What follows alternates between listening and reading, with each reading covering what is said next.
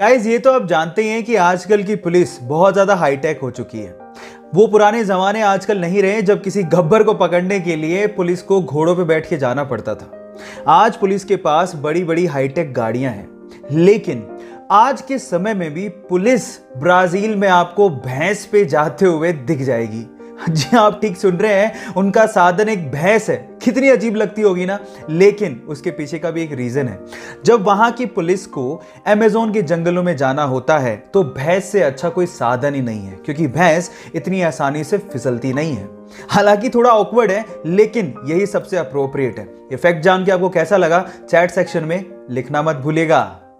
आज पूरी ही दुनिया में गूगल कंपनी का बहुत बड़ा नाम है, जिसके पीछे की वजह है उनकी सोच। वो छोटी छोटी चीजों को भी बहुत ज्यादा तवज्जो देते हैं। जैसे कि मैं आपकी जानकारी के लिए आपको बता दूं कि गूगल के हेड ऑफिस में आज भी घास को काटने के लिए मशीनों का इस्तेमाल नहीं होता। उनका यह मानना है कि जब मशीनों को चलाया जाएगा तो उनकी आवाज से वहां के एम्प्लॉयज डिस्टर्ब होंगे, जिसकी वजह से वहां मशीनों की जगह पे बकरियों का इस्तेमाल किया जाता है।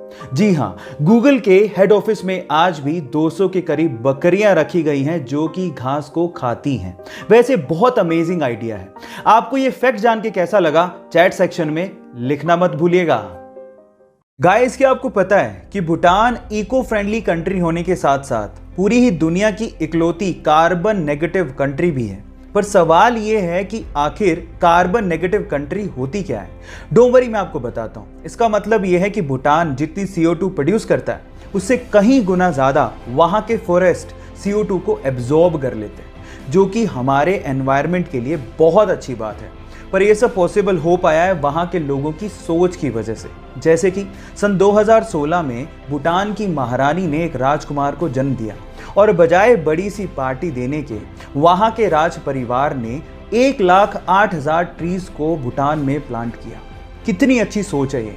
आपका इसके बारे में क्या विचार है, चैट सेक्शन में लिखना मत भूलिएगा। गाइस एक बहुत ही इंटरेस्टिंग फैक्ट बताता हूं। अमेरिका के आर्कनसास में एक डायमंड की माइन है जो कि पब्लिक के लिए ओपन है। मतलब यह कि वहां पे कोई भी जा सकता है, डायमंड को ढूंढने की कोशिश कर सकता है, और अगर डायमंड मिल गया तो वो डायमंड उसका। इस माइन का नाम है crater of diamond state park, जो कि 911 एकड़ में फैला हुआ है। सुबह 8 बजे खुलता है, लेकिन उसके लिए एक टिकट लगती है लगभग $8 की, यानी कि 570 रुपए के करीब। और वहां पर आपको डायमंड कैसे खोजा जाता है वो भी सिखाया जाता है।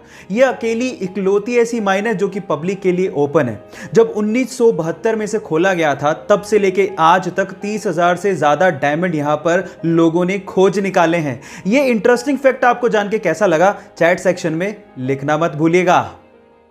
इंडिया में ये तो आपने देखा होगा कि जब भी कोई स्पीड लिमिट को क्रॉस करता है और जब ट्रैफिक पुलिस उसका चालान काटती है, तो उसे वही प्राइस पे करना होता है जो सबके लिए तय है, चाहे वो बंदा अमीर हो चाहे गरीब। लेकिन फिनलैंड में ऐसा नहीं होता।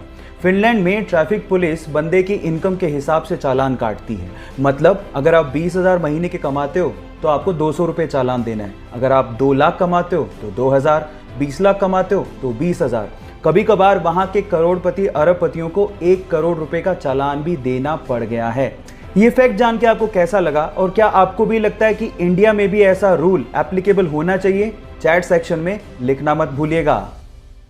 गाइस क्या आपको पता है कि वीनस यानी कि शुक्र ग्रह का एक दिन उसके 1 साल से भी बड़ा होता है। एक दिन 1 साल से बड़ा, ये कैसे हो सकता है? ये होता है, उसके पीछे का रीजन है कि वीनस यानी कि शुक्र ग्रह अपनी ही धुरी पे बहुत ही धीमी गति से घूमता है।